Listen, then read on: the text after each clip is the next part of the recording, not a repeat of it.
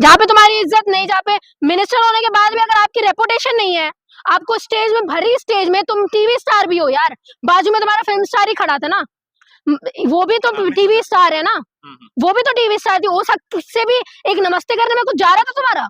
लेकिन मंच पे होता है, कभी नजरअंदाज हो ही जाता है, तो इसको इतना बड़ा तूर बनाना भी तो ठीक बात नहीं है ना। अब लोगों को अपनी सेल्फ रिस्पेक्ट की पड़ी ही नहीं है, अब तुमको पॉलिटिक्स में अपनी सेल्फ रिस्पेक्ट पे धजिया ही उड़ानी, तो उड़ाओ फिर तो वही है ना, थूके चाटने वाले काम करना। लेकिन कहाँ मोदी कहाँ स्मृति ईरानी है, इसको इस तरीके से तवज्जो देना जबकि शपथ ग्रहण चल रहा है, तो ये भी तो ठीक बात नहीं है ना। देनी चाहिए। देश में अगर तुम महिलाओं के बारे में बात कर रहे हो, देश में तुम विमेन रिजर्वेशन बिल के बारे में बात कर रहे हो, बेटी बचाओ बेटी पढ़ाओ के बारे में बात कर रहे हो, हाँ, और तुम ये बोल रहे हो कि हम सबको हक देने वाले हैं, हमारी पार्टी में भी बहुत सारी महिलाएं आएंगी, उनकी रेपुटेशन की तुम बात कर रहे हो, तो तुम्हारी पार्टी की थी ना वो। लेकिन ये भी तो हो सकता है मैम कि मंच पे मोदी जी का ध्यान नहीं गया होगा। इतनी बड़ी खड़ी औरत तुमको दिख नहीं रही है, आंखें अंधी हो गई हैं, तो बोलो ऑपरेशन करवाएं।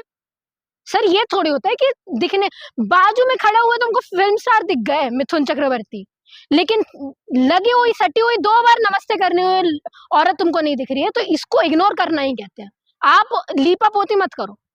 सोशल मीडिया पे चाहने वाले लोग कह रहे हैं स्मृति ईरानी को फौरन पार्टी छोड़ देना चाहिए। बिल्कुल छोड़ देना, ये रास्ता सही है? नहीं नहीं नहीं, बिल्कुल छोड़ देना चाहिए। मिनिस्टर क्या, एक आप मिनिस्ट्री देख ली ना, मंत्री तो आप रही ना, आपको पेमेंट भी अभी मिल रही होगी, सब कुछ वैसा ही है ना। कल जो गलती किया सुधारने का मौका मिल रहा है, सुधार लो भाई। तुमको बहुत सारी चीजें ऐसी पता है राजनीति के बारे में, तुमको बहुत सारी चीजें ऐसी पता है बीजेपी के बारे में, खोलो लाके सारे राज खोलो। विपक्षी नेता, तुमने ही तारीफ की ना, राहुल गांधी की आपने ही तारीफ करी ना, जाओ ना भाई पार्टी में। फिर पार्टी छोड़ के कहाँ जाएंगी वो? जाओ कांग्रेस ज्वाइन करो। पॉलिटिक्स में इंटरेस्ट है तो पॉलिटिक्स में एक ही जरिया थोड़ी है कि बीजेपी के होके गुजरना है। फिर कांग्रेस भी जाएंगे तो आप लोग कहेंगे दल बदलू है। बिल्कुल नहीं।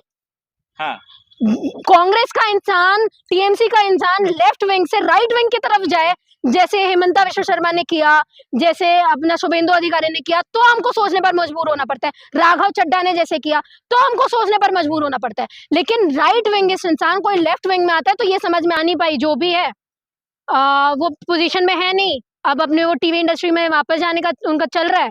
तो मोदी जी को जब मेरा कोई काम ही नहीं उनसे बनता, तो फिर क्या करूंगा मैं उनको देख के। और वहीं आप देख रहे हो कि स्मृति ईरानी, अब स्मृति ईरानी जी को समझना चाहिए, जिन मोदी जी के लिए आप सड़कों पर 300 रुपए के सिलेंडर के लिए उतरी थी, आज इतने महंगे होने के बाद भी नहीं उतर रही हो, और वही इंसान तुम्हें इग्नोर कर रहा है, और तुम किस पार्टी के लिए काम कर रही थी आज तक, तो तुम्हें समझ में आ जाना चाहिए कि कौन कितना सेल्फिश है और कौन कितना नहीं है। इस चीज से आप लोगों को ये, और जितने भी नेता हैं जो बीजेपी में है, आपको ये चीज समझनी चाहिए कि अगर आप लोग बीजेपी के कोई भी काम नहीं आओगे तो बीजेपी ऐसे उठा के फेंकने वाली है। और ऊपर से गलती एक और कर दी स्मृति ईरानी जी ने कि राहुल गांधी की तारीफ कर दी कि भाई राहुल गांधी परिपक्व हो रहे हैं, अच्छे नेता हैं, आगे भविष्य में अच्छा कर सकते हैं। ये सब बोलोगे तो मोदी जी को कैसे हजम होगा? मेरी पार्टी में रह के, मेरे ही कैंडिडेट बन के, मेरा ही मिनिस्टर बन के तुम अपोजिशन के लीडर के बारे में, उसके बारे में अच्छा बोल रहे हो, तो वो कैसे पचाएंगे? क्या ये समझा जाए कि राहुल गांधी की तारीफ जो है स्मृति ईरानी को बेइज्जती का सामना करना? बिल्कुल बिल्कुल यही बात है। बीजेपी को जहां पे लगेगा कि कोई भी नेता हमारे काम का नहीं है, तो जैसे चाय में से मक्खी उठा के नहीं फेंक दी जाती, वैसे फेंक दी जाए। अगर आप वहां पे रहती स्मृति ईरानी की जगह तो क्या करती? पहली बात तो मैं जाती ही नहीं, पहली बात तो मैं ऐसे मंच में ही नहीं जाती।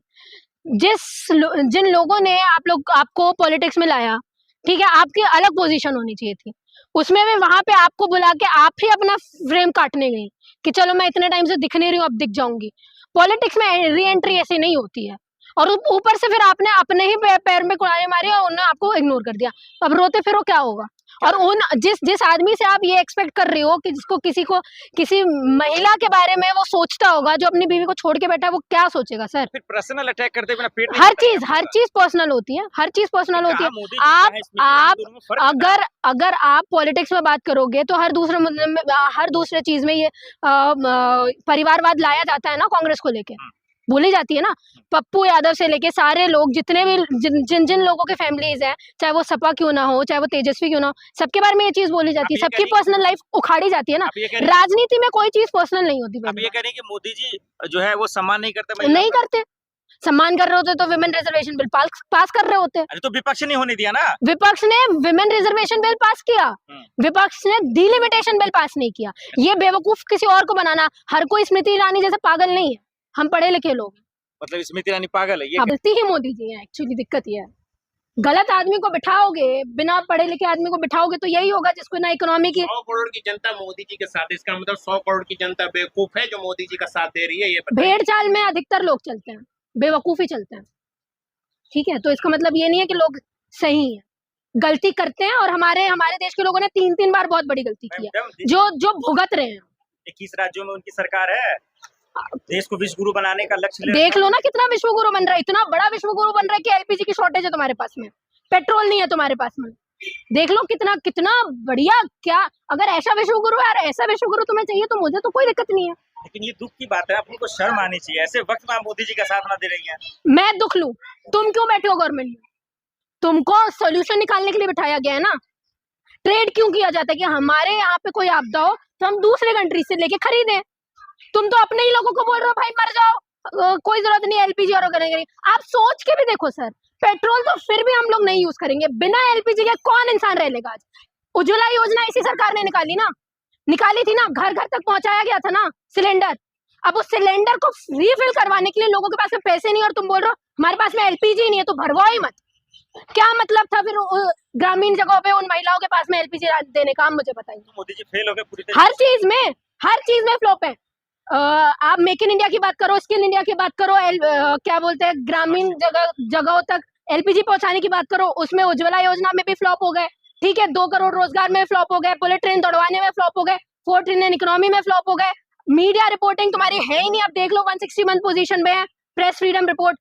हर चीज आप मीडिया वाले ही तो कह रहे हैं कि बहुत अच्छा मोदी जी ने जो भाषण है ना खतरनाक है, बहुत बेहतर है।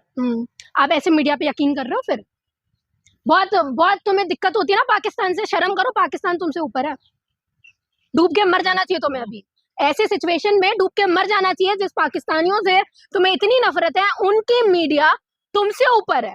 तो तुम ये वो मीडिया है सर जो बंगाल इलेक्शन में ऐसी चीजों मुद्दों के बारे में बात कर रही होती है जो हमने सोचा भी नहीं था। ठीक है, वो 10 रुपए का क्या खरीद रहे थे? हाँ, झालमुड़ी। वही झालमुड़ी जीतने का कारण बना। तो ये लोग बेवकूफ हैं।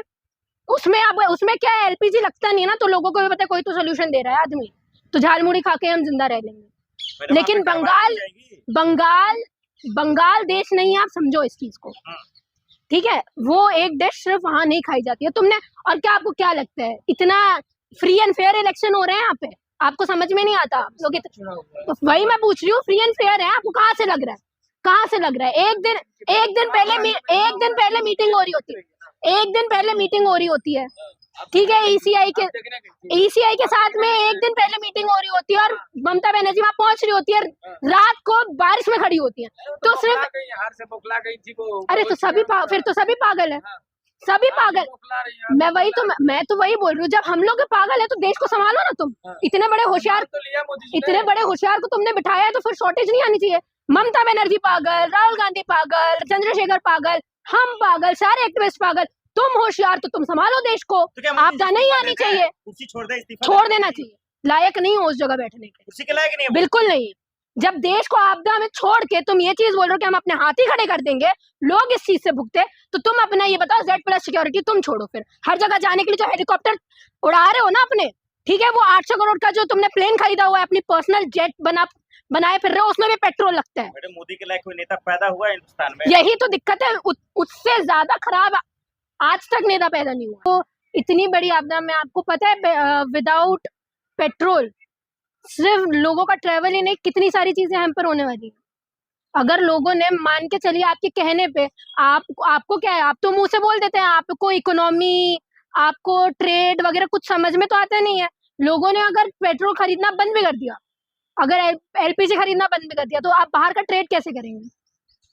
उसके लिए भी तो पेट्रोल लगता है, शिप्स के लिए भी तो पेट्रोल लगता है। कहाँ से आ रहा है वो पैसा? किसकी जेब से जा रहा है? कम इस्तेमाल नहीं तो क्यों करें? आपको बिठाया किस लिए? हमने तो वोट ही इसलिए दिया था कि मोदी जी, भाई इतना खराब चल रही थी सिचुएशन, कांग्रेस इतना खराब कर रही थी, सारी पार्टियां इतनी खराब है, हमने तो मोदी जी को बिठाया ही इसलिए कि मोदी जी सब सही करेंगे।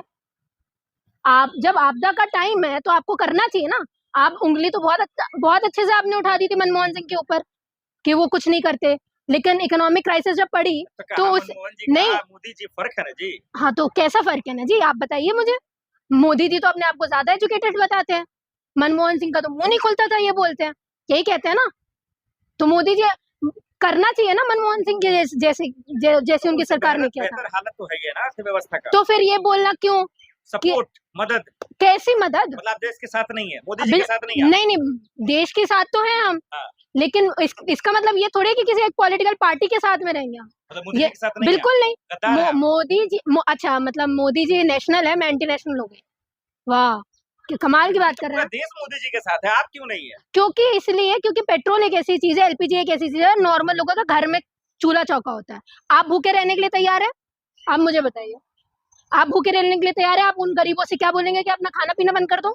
तो लकड़ियां ला के दो, लोगों को चूल्हा बनाने के लिए लकड़ियां ला के दो, फिर कोयले को सस्ता करो, कोई तो अल्टरनेटिव दो ना, या इंडक्शन सस्ता करो, कुछ तो करो भाई।